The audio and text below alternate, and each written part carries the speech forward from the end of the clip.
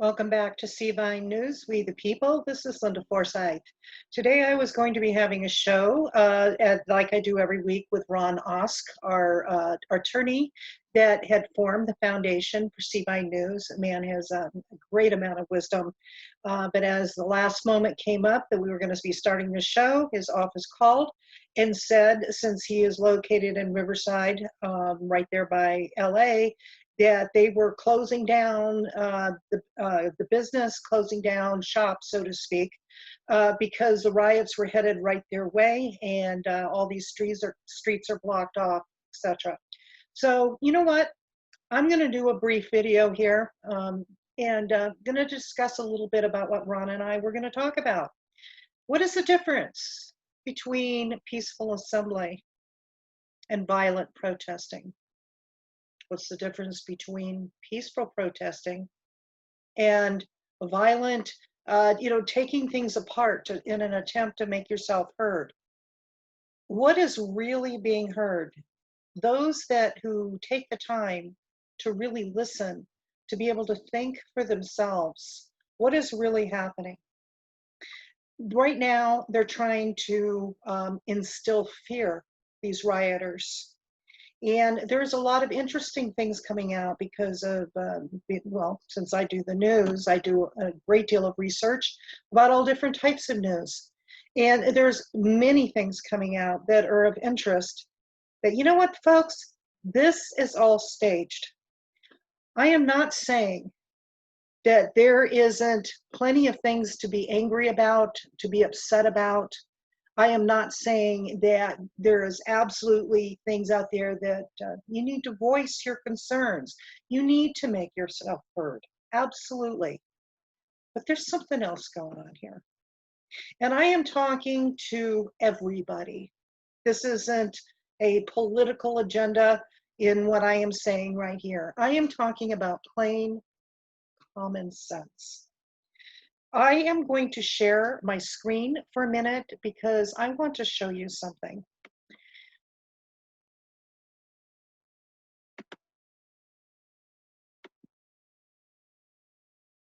Okay. One of our volunteers, Brian Carone, thank you very much, did a little bit of sleuthing, and he found a multitude of videotapes of all different angles of what happened with Mr. Floyd.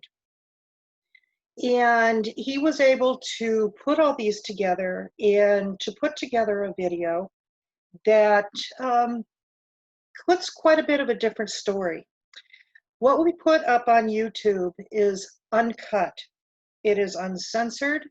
It is everything from beginning to end.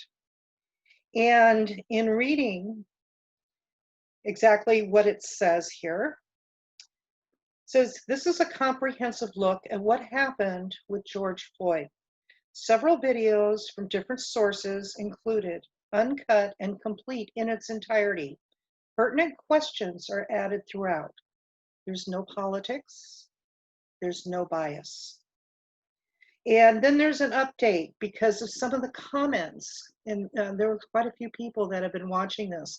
Some of the comments had made some outstanding points, so we did an update in this. Thanks to commenter Carolyn Glass, who provided the following link to the Washington Post video, we now have a better idea as to the definitive timeline of events. Thanks to this video, we now have answers to a few more of our questions. So we've added to this. Link is in the description here of the video. So you may want to look at that also. Also, when was the ambulance called? In that video, and we have the link, it states the ambulance was called at 8:22 p.m. based on other information gleaned from the video. This puts the moment of the call around 15:37, or in other words, 3:37 of our video. They called for a code 2, which is a non-emergency, no lights and sirens. A minute later, they called for a code 3, emergency lights and siren. From the first call, it takes the ambulance 6 minutes to arrive on the scene. Now that we know the time of the call, it still begs the following questions. Who called for the ambulance? Why did they call for the ambulance? Why would they continue to apply pressure after calling for an ambulance? Number two, why did officers Lane and Keurig park so far away? According to the Washington Post video, the officers parked in front of the store where George Floyd allegedly passed a counterfeit bill. The owners of the shop were also the ones who allegedly called the police. If you have additional information that may answer some of our questions, please provide in the comments below. Okay, so when you go here, you're going to see this, and I'm just going to give you a heads up. The following content has been identified by the YouTube community as inappropriate or offensive to some audiences. You go ahead and if you understand that, just click it to proceed. From beginning to end of the video, puts a little bit of a different story when you see things in its entirety. There was one of our other commenters that noticed that when you watch the time aspect in the video, there looks to be as an ongoing synopsis of what they're trying to do. All of a sudden the time is a day later. It's almost like they did a retake of this video to fit in different pieces to be able to fit, I don't know, to say a different scenario. There's so many questions, and the questions are asked throughout the video. It is not telling you how to think. It is not telling you what to think. It's pointing you in different directions of where to observe. Now, as we go down through the many comments that were made in the video, I will say to you, 98% of people who are thinking for themselves, 98% of all the comments thus far are saying this was staged. This was staged. Now, when you go on to all the riots and everything that are happening in Minneapolis, in Oregon, in Washington, in Atlanta, in Ohio, different places in Ohio, in LA, in multiple different places where it is out of control, absolute rioting. This isn't making a point of helping Mr. Floyd. This is not what needs to happen. What needs to happen is we need to come together and recognize that we are being manipulated. We are being manipulated. I am begging people to please take the time and the effort, putting aside things that you have been told, and look at things with your own eyes. Look at things with your own eyes and look at all different sides of it and start recognizing what's really going on. Mr. Ron Osk, who was going to be here today, his business is going to be shut down again. Okay, all of a sudden, COVID is so dangerous, and it's, they found out that all the numbers were conflated and etc. All these people are getting together on the streets. There's not a whole lot of mention about COVID, but yet they're trying to make it where the riots are horrific enough that people stay locked down in their homes and shut their businesses down.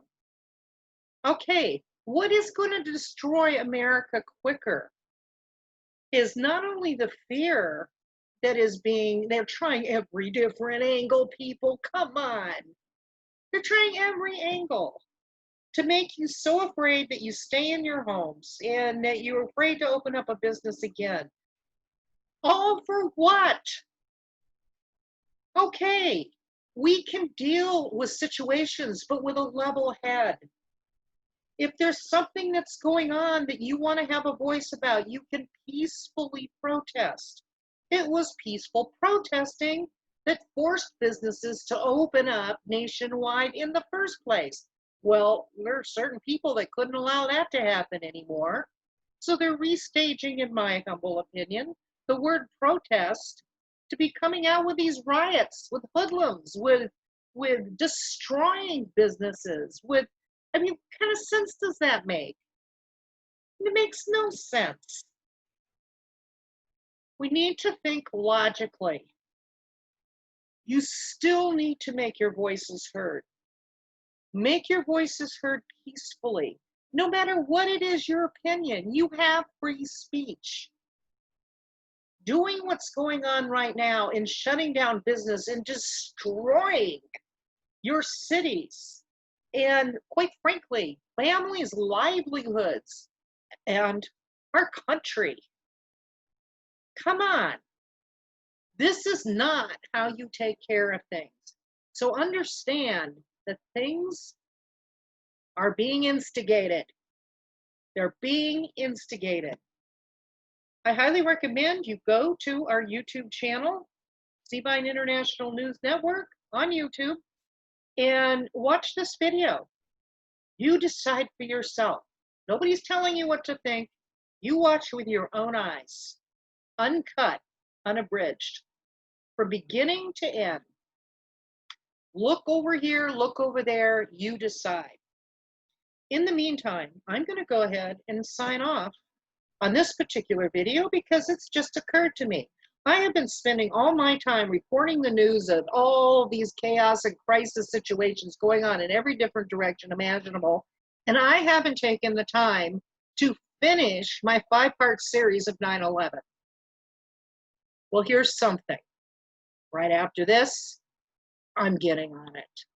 I'm getting on it. No more diversions. Have a good day, everybody.